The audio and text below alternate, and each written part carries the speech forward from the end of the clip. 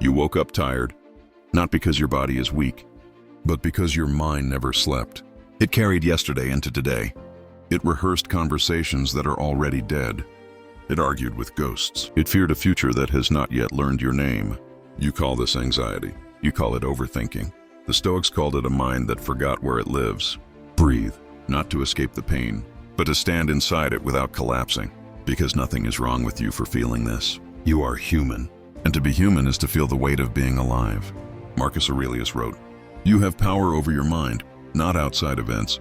Realize this and you will find strength." But nobody told you how hard that realization is. Nobody told you it would feel like walking into fire with open eyes. You were taught how to chase, not how to endure. You were praised for achievement, not for restraint. So when the noise came, when the silence grew loud, when the applause faded and you were left alone with yourself, you thought something had gone wrong.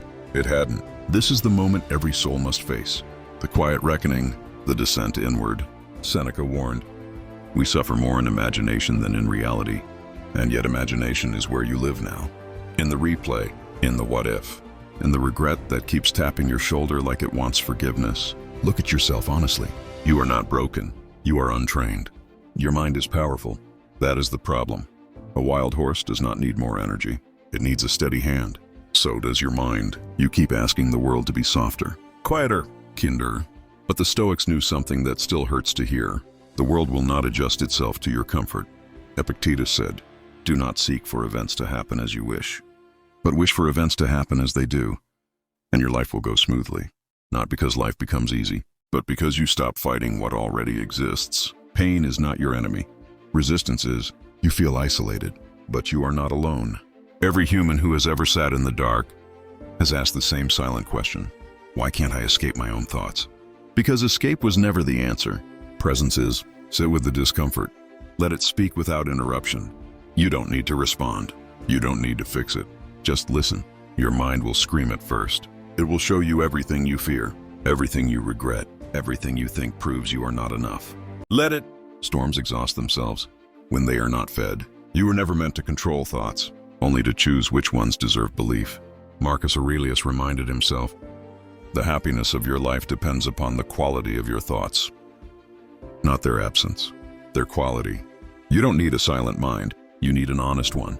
Notice how much of your suffering comes from wanting life to be different. Instead of meeting it where it stands, you grieve versions of yourself that never lived. You punish yourself for not knowing then what only pain could teach you now. That is not wisdom, that is cruelty. Be firm with your discipline. Be gentle with your humanity. The Stoics were not cold men. They were men who refused to let emotion drive the ship. They felt grief. They felt fear. They felt loss. They simply did not let it decide who they became. Epictetus lost his freedom, yet he claimed his mind. Seneca faced exile and death, yet he spoke of inner calm. Marcus Aurelius ruled an empire, while writing reminders to himself about patience, humility, and restraint. If peace were found in perfect conditions, none of them would have known it. Peace is not found. It is practiced moment by moment, thought by thought. Ask yourself this quietly. Is this thought within my control? If not, release it without guilt. You are not responsible for every thought that enters your mind. You are responsible for the ones you invite to stay. This is not suppression. It is discernment, like choosing which fire to warm your hands by and which one will burn your house down. You are allowed to let go without understanding everything. You are allowed to move forward without closure. The past does not need your constant attention to remain what it is. Seneca wrote, "No man is more unhappy than he who never faces adversity, for he is not permitted to prove himself." This pain is not here to punish you. It is here to shape you, to strip away illusions, to teach you where your strength actually lives. Not in control, but in acceptance. Not in force, but in alignment. You don't become strong by never breaking. You become strong by learning how to rebuild without bitterness. There will be days when the weight returns without warning. Days when discipline feels distant. When old habits whisper your name. This does not erase your progress. Even Marcus Aurelius had to remind himself every morning who he was trying to become. So will you. Stand up again, not with anger, not with urgency, with steadiness, because the mind that learns to remain calm in chaos becomes unshakable. And slowly, almost quietly, You will notice something changing. The thoughts still come, but they pass faster. The pain still visits, but it no longer owns the house.